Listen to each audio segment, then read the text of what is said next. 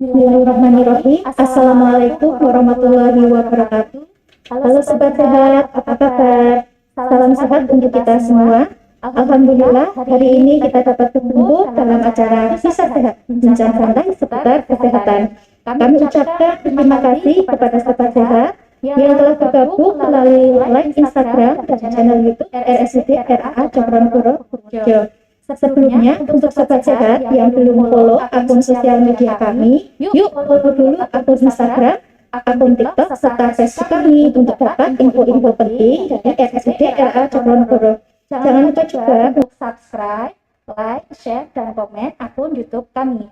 Kemudian acara Kisah Sehat ini, bincang santai seputar kesehatan, merupakan acara yang diselenggarakan oleh Unit Promosi Kesehatan RSUD RAA Cokronegoro atau PKRS RSUD RAA Cokronegoro. Kemudian perkenalkan saya Novita Wahyu Solehati. Di sini saya nutrisionis di RSUD RAA Cokronegoro yang akan memandu acara bincang sehat pagi ini. Pada acara bincang sehat pagi ini kita akan membahas topik gizi seimbang saat puasa. Bersama saya sekarang sudah ada narasumber kita, Ibu Galuh Palupi SGZ Ardi. Beliau merupakan nutrisionis di RSUD RAA Cokronegoro. Selamat pagi Ibu. Ya, selamat pagi Mbak Novi. Iya, apa kabarnya hari ini? Alhamdulillah sehat, luar biasa. Okay, baik. Untuk Sobat Sehat yang akan bertanya, nanti bisa menyampaikan pertanyaan melalui kolom chat. Kemudian jangan lupa mengikuti acara ini sampai selesai ya.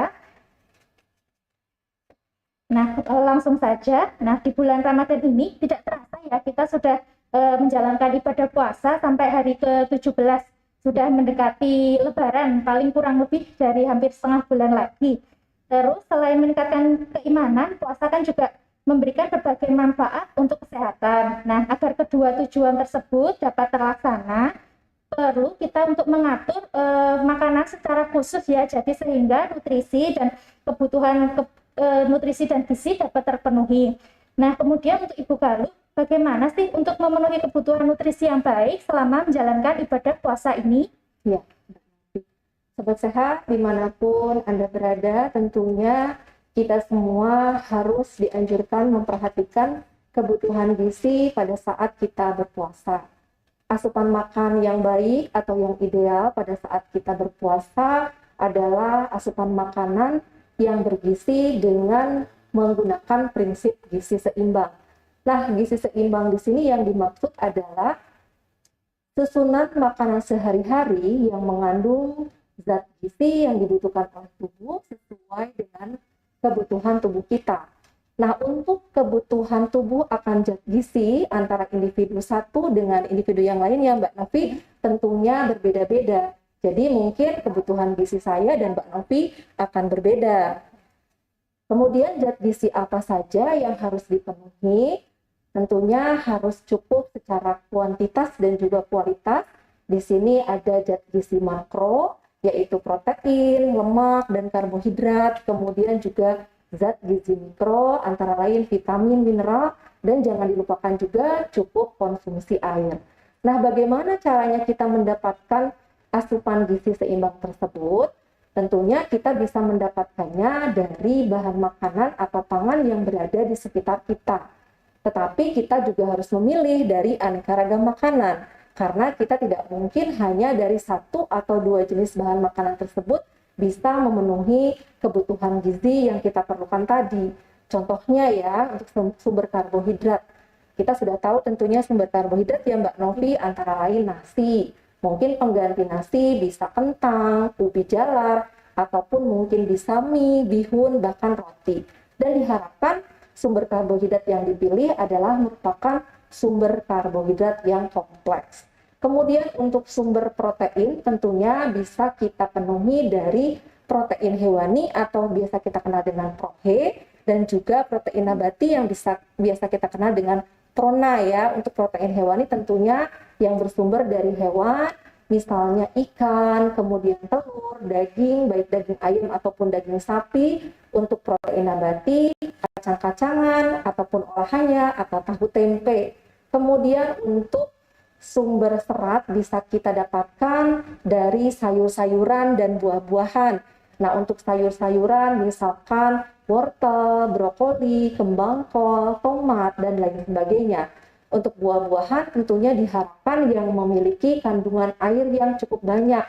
Misalnya semangka, melon, ada anggur, kemudian ada jeruk ya, kemudian juga pepaya, bisa juga buah naga.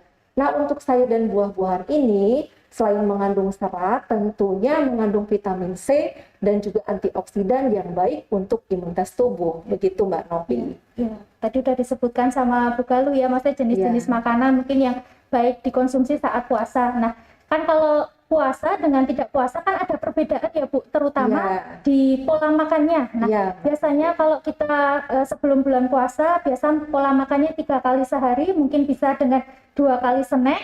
Nah, kemudian saat puasa ini kita frekuensi makannya berubah, jadi 2 kali makan aja, biasanya di saat sahur serta saat berbuka puasa. Nah, gimana sih, adakah tips cara mengatur pola makan agar gizi kita tetap terpenuhi, jadi tidak kekurangan zat gizi seperti zat gizi mikro maupun zat gizi makro? Monggo silakan.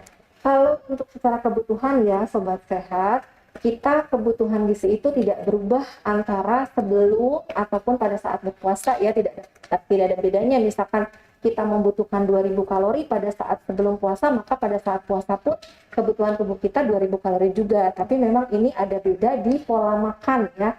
Pola makan atau juga bisa kita katakan bahwa itu adalah kebiasaan yang menetap ya untuk pemenuhan kebutuhan zat gizi tentang jenis dan macam yang kita konsumsi. Tentunya berbeda. Biasanya kalau kita pada saat sebelum puasa itu pola makannya 3 kali makan ya, ada makan pagi, makan siang, kemudian makan malam, dan juga ada selingan 2 kali ya Mbak Novi, selingan pagi dan selingan sore. Itu pun mungkin Sobat Sehat di rumah barangkali juga tidak semuanya menerapkan pola makan tersebut. Mungkin ada hanya 1 atau 2 kali ya, mungkin karena berdiet atau mungkin dengan tujuan tertentu. Nah, untuk kontribusi pada saat sebelum puasa ya, untuk makan pagi itu rata-rata 20% dari kebutuhan energi tubuh itu harus dipenuhi pada saat sarapan pagi. Kemudian pada makan siang dan makan malam itu kurang lebih sekitar 30 sampai 35% harus terpenuhi dari kebutuhan energi tubuh kita. Nah, baru nanti di selingan hanya 10 sampai 15% saja. Tentunya dalam kita menerapkan pola makan pada saat sebelum puasa, hendaknya juga menyajikan makanan-makanan yang lengkap yang terdiri dari sumber-sumber yang tadi dikatakan di depan tadi ya, sumber zat gizi yang seimbang dan lengkap. Nah, bagaimana pada saat bulan puasa Sobat Sehat? Nah, karena kita memang berpuasa kalau di Indonesia itu kurang lebih sekitar 13 sampai 14 jam ya Mbak Novi, karena kita kan biasanya setelah sahur itu jam 4 lebih ya, kita berbuka sekitar pukul 18 lebih sedikit ya, kurang lebih ya 14-an, kurang lebih 14 jam ya. Nah, itu kita akan mengkonsumsi makanan tentunya selepas maghrib sampai dengan waktu sahur. Tentunya pola makan ini akan berbeda pada saat seperti tadi pada tidak puasa ya.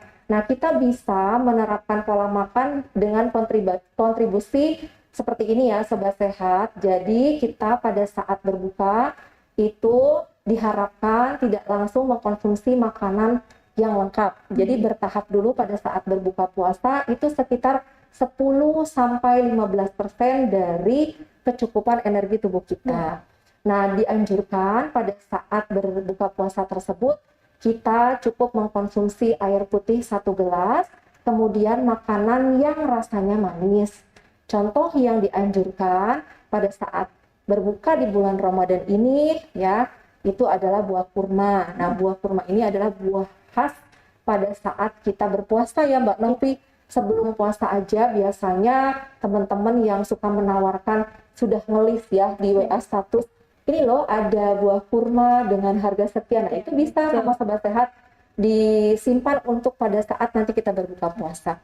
Nah, buah kurma dengan cukup mengkonsumsi 2 sampai 3 buah ya, itu bisa mengembalikan energi tubuh kita setelah kita berpuasa seharian. Seandainya memang tidak ada buah kurma, bisa kita mengkonsumsi dengan buah yang segar ya Mbak Novi. Nah, itu buah-buahan antara lain misalkan potongan pepaya ataupun mungkin pisang juga bisa ya.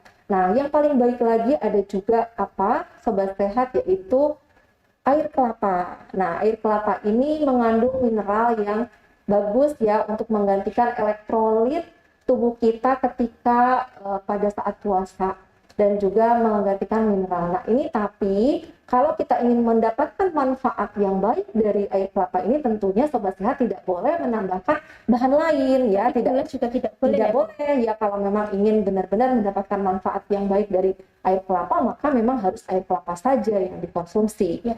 Nah, kemudian Mbak Novi, setelah kita tadi berbuka, nah kita pastinya kan sholat maghrib terlebih dahulu ya, jangan langsung makan. Setelah sholat maghrib, barulah kita mengkonsumsi hidangan makanan lengkap ya, Sobat Sehat. Nah, di situ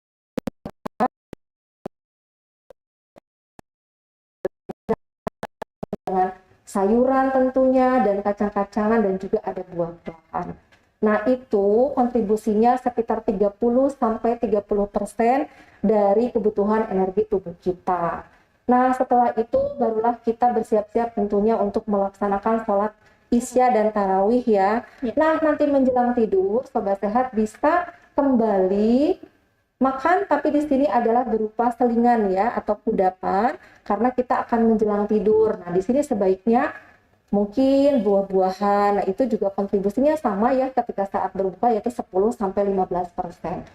Nah, pada waktu sahur nih Mbak Novi, kontribusi ini memang cukup besar ya di antara tadi. Nah, ini sekitar 40-45% dari kebutuhan energi tubuh kita itu dipenuhi dari sahur. Nah, sahur ini meskipun ada rasa tidak enak ketika kita makan sahur karena memang harus bangun pagi, tetapi Sobat Sehat diharapkan ketika makan sahur itu juga menunya seimbang, ada sumber karbohidratnya, kemudian sayur ya, proteinnya sebagai nanti bekal energi menjelang puasa di siang hari nanti. Nah, kira-kira seperti itu untuk pola makan pada saat puasa dan tentunya berbeda pada saat tidak puasa, Mbak Novi. Ya, baik, terima kasih untuk Bu Galuh. Nah, ini ada pertanyaan nih Bu Galuh dari Sobat Sehat kita dari live Instagram ya, dari akun Agus55. Izin bertanya, ada anjuran selama puasa untuk mengkonsumsi air rendaman buah kurma minimal 4 jam. Apakah hal tersebut memenuhi kebutuhan gizi kita? Ya, terima kasih kepada yang sudah bertanya. Ini sebenarnya kalau menurut saya sama aja kita mengkonsumsi buah kurma ya. Tapi saya juga baru mendengar ini ya, jujur saja ya, kalau ini harus direndam terlebih dahulu. Tapi memang kalau itu direndam kemudian nanti ada sari kurmanya juga itu nanti bisa menggantikan energi tubuh kita yang hilang ya ketika kita berpuasa. Jadi baik-baik saja itu dikonsumsi. Tapi tetap kita harus konsumsi makanan yang lain kan, tidak hanya dari air rendaman dilakukan pada saat kita berbuka saja ya tentunya. Dan setelah itu harus mengkonsumsi hidangan yang lebih lengkap ya untuk bisa memenuhi kebutuhan gizi tubuh kita. Oke, kemudian mau tanya juga Ibu, misalkan kan tadi disebutkan juga ada macam-macam karbohidrat kompleks ya Bu ya. Terus nah mie kan juga termasuk salah satu jenis karbohidrat kompleks. Nah, bolehkah kita mengkonsumsi mie saat sahur? Misalkan ada yang repot mau masak, saya mau sahurnya pakai mie instan aja lah besok pagi biar gampang. Nah, boleh nggak sih kita sahur pakai mie instan seperti itu? Terus ada pengaruhnya nggak nanti saat ke tubuh saat puasa? Iya Mbak Novi, jadi Sobat Sehat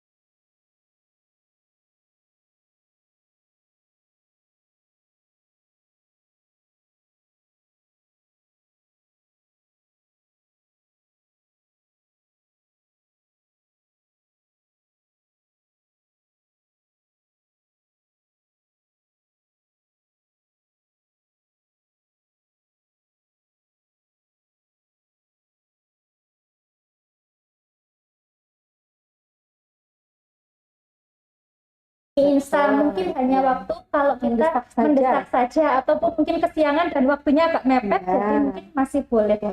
Kemudian ini ada pertanyaan lagi dari Sobat Sehat, Bu. Mungkin yang terkait dulu aja ya. Apakah boleh tidak sahur? Maksudnya tidak makan, hanya kita minum air putih saja. Nah, itu sehat tidak kalau hanya sahur dengan air putih? Dari Sarah 5GTH. Iya, Mbak Sarah ya. Jadi kalau makan sahur boleh tidak ya, hanya air putih saja. Ya mungkin kalau memang sahur itu hanya air putih, tentunya tidak ada cadangan energi untuk kita nanti berpuasa sepanjang sekitar 12 jam sampai 13 jam ya, karena memang disarankan pada pola makan sahur itu 40% terpenuhi dari kebutuhan energi tubuh kita.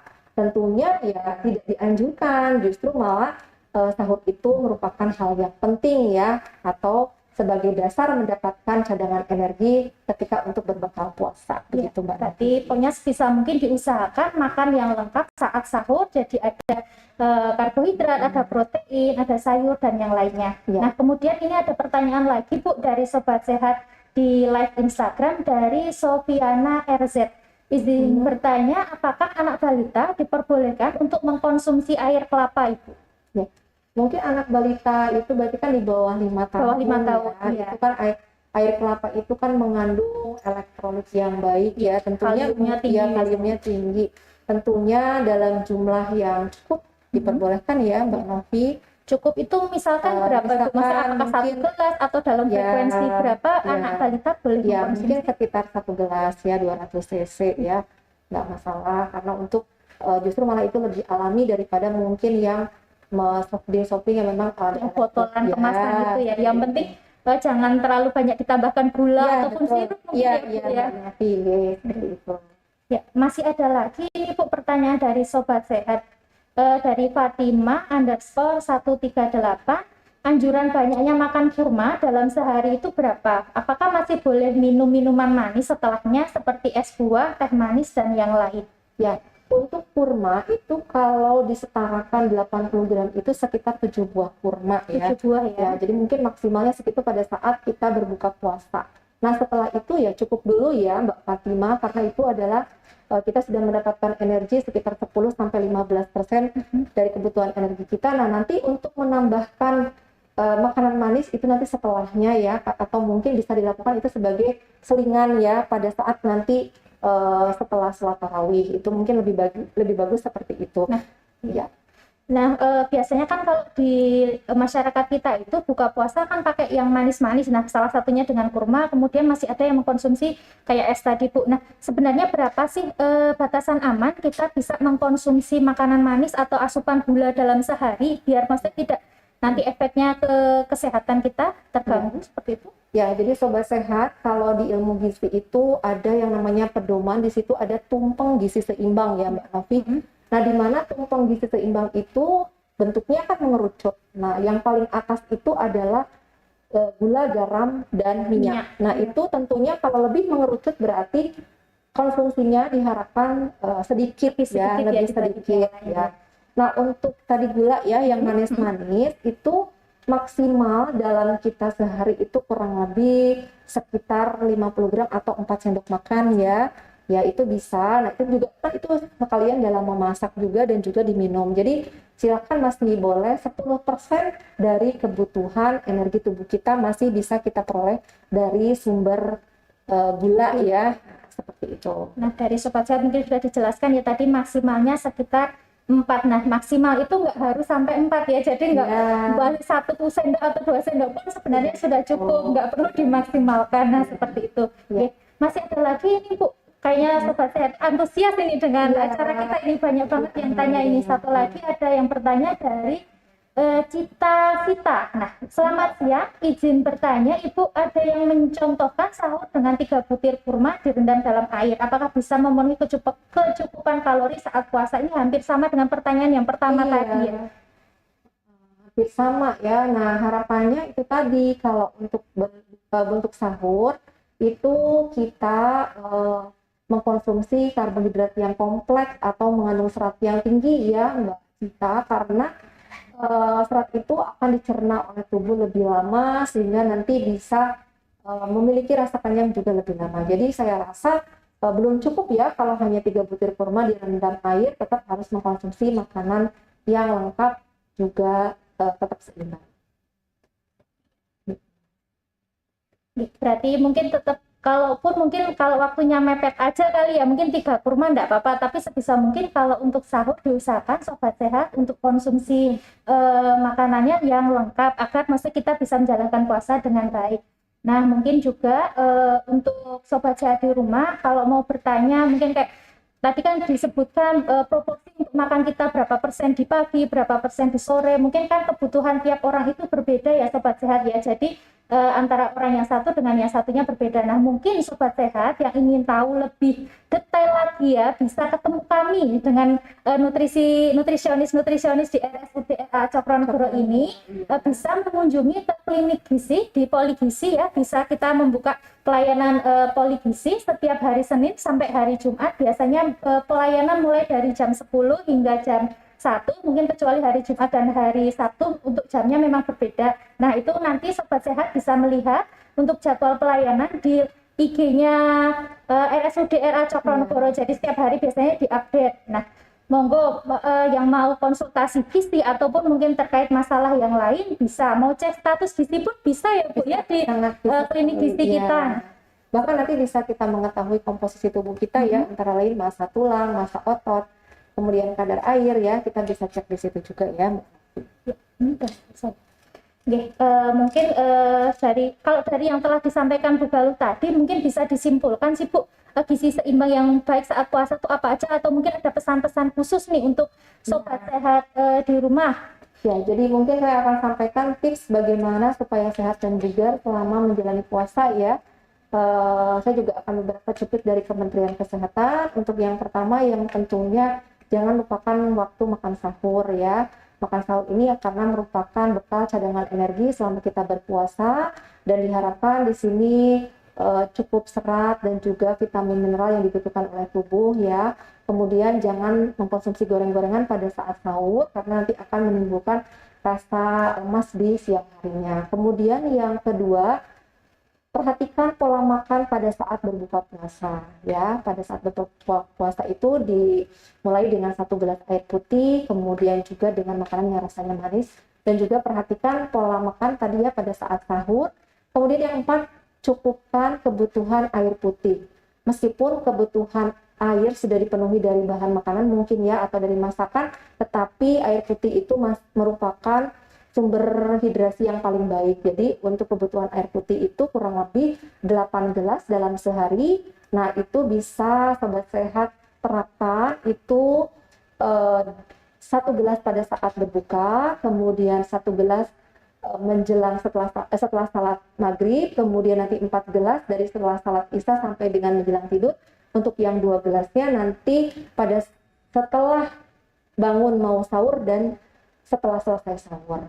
Kemudian selanjutnya jangan juga lupakan untuk beraktivitas fisik ya. Meskipun kita masih berpuasa, tetapi dianjurkan untuk beraktivitas fisik minimal 30 menit sehari. Lakukan yang ringan, mungkin jalan santai ya, bersepeda, atau mungkin yoga, bahkan berenang. Itu bisa dilakukan menjelang setengah atau sampai 1 jam berbuka, sehingga nanti untuk mengganti energi yang hilang akan lebih cepat pada saat mau berbuka ya Mbak Novi. Tapi untuk olahraga yang lebih berat mungkin 2 atau 3 jam setelah berbuka puasa.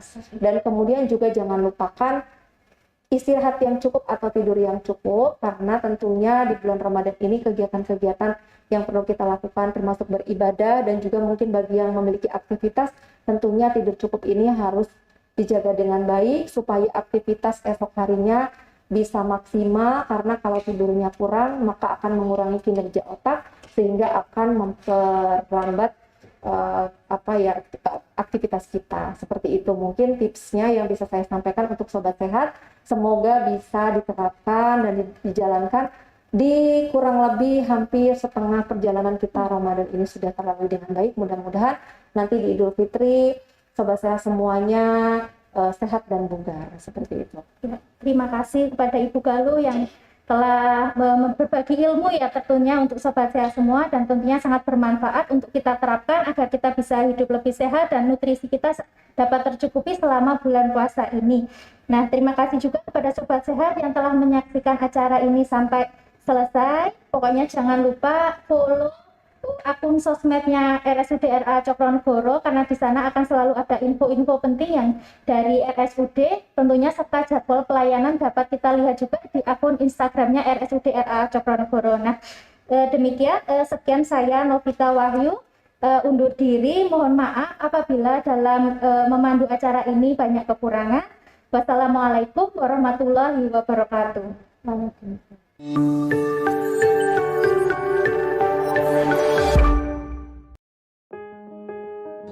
Sejak awal berdiri, kami punya misi untuk terus maju.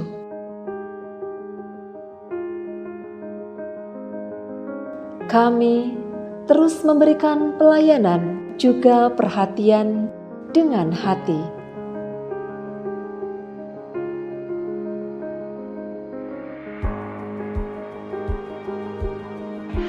Kami berusaha untuk terus berbenah dengan memberikan pengalaman terbaik untuk Anda.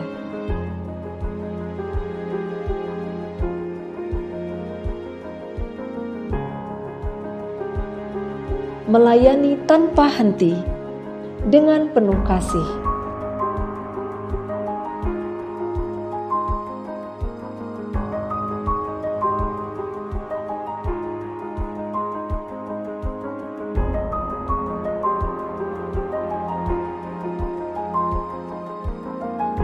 RSUD RAA Cokronegoro Kabupaten Purworejo kini telah menjadi rumah sakit rujukan terpercaya di wilayah Kabupaten Purworejo dan sekitarnya.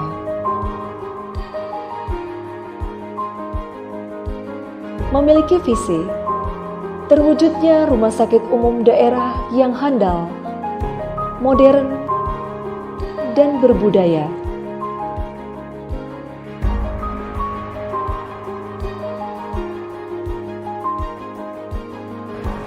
Selamat datang di Rumah Sakit Umum Daerah Raden Adipati Aryo Cokronegoro Kabupaten Purworejo. RSUD RAA Cokronegoro Kabupaten Purworejo hadir membawa warna baru dalam karya pelayanan